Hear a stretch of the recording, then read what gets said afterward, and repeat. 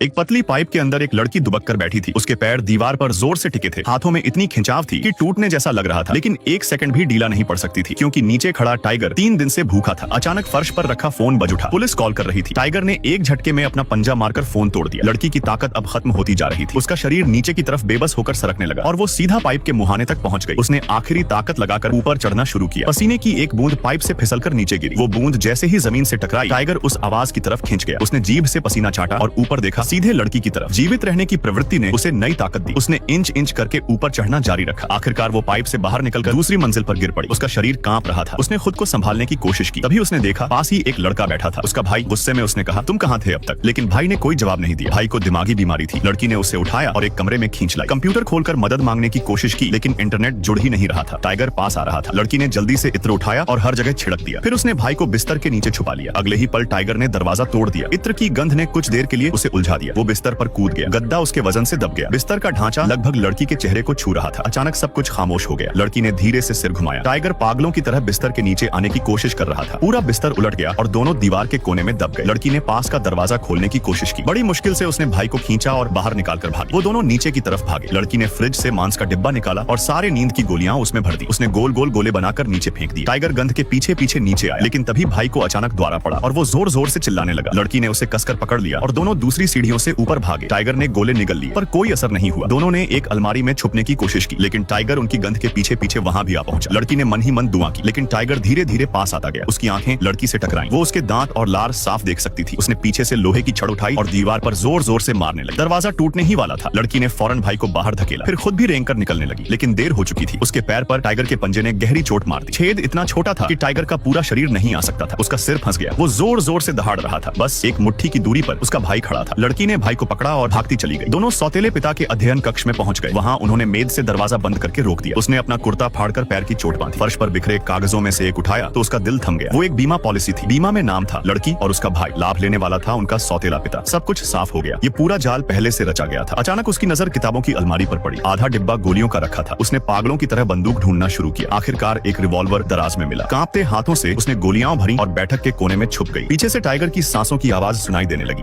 और फिर video like करने पर पार्ट 2 मिल जाएगा। और अगर फुल मूवी देखनी है तो कमेंट वाला ऐप डाउनलोड कर लो और पिन वीडियो देख लो।